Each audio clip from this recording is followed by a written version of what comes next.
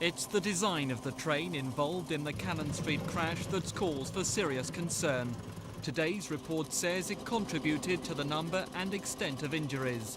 Until every one is withdrawn, passengers will remain at risk. Inside, luggage racks are easy to bump into.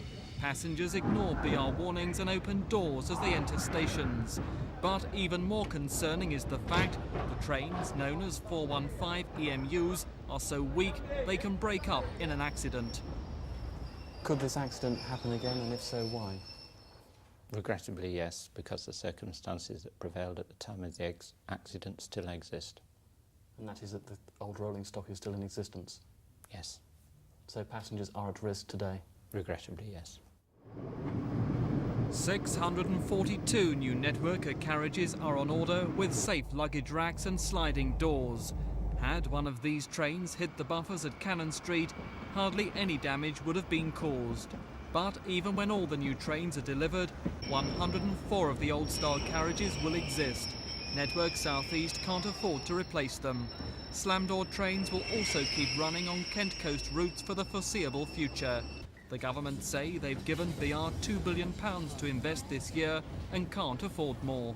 Why isn't the money available now? Why are trains with parts 64 years old still running around? Because we're in the middle of a financial year and you don't make announcements on new investments in the middle of a financial year. But if safety is that important, why not?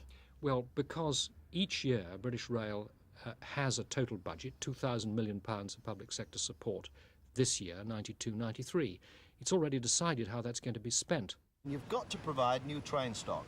And if you were to provide the new trains, which are about £100 million to complete the stock for this area going into Cannon Street, then you'd make it much safer. So the government have to find the resources to provide new trains, and that's what I'll be demanding of them. Meanwhile, it's emerged driver Maurice Graham entered Cannon Street at around 10 miles an hour. That's twice the permitted speed. Traces of cannabis were found in him when he was tested 3 days after the accident. By then it was too late to tell if drugs played any part in the tragedy. He's blamed for causing the accident by failing to apply the brakes. But the health and safety executives say they won't prosecute him. You say the driver is to blame. Why will you not prosecute him?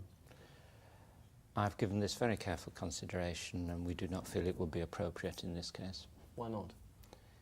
He committed an error of judgment that is not an exceptional error of judgment. The consequences are tragic, but it was not the magnitude of the error of judgment that caused the consequences of the accident. Responding to other recommendations in the report, Network South East say they'll develop safer buffer stops, improve driver training and introduce a major recommendation known as automatic train protection. It stops trains crashing into one another or buffers. Black boxes are also being installed. From December, all staff involved in accidents will be tested immediately for drink and drugs.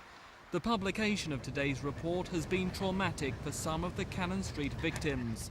David Panizzi from Bromley is still suffering mental trauma. He hasn't worked since the crash, has nightmares, and for a time turned to drink. I can't rebuild my life. How can I rebuild it? I can't work. I see nothing for me in the future at all. You know, only just to live from day to day.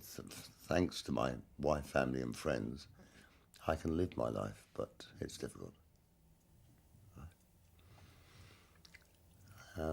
Without them, I just couldn't cope. And in fact, I have honestly often wished that I died at Cannon Street because I can't handle Cannon Street.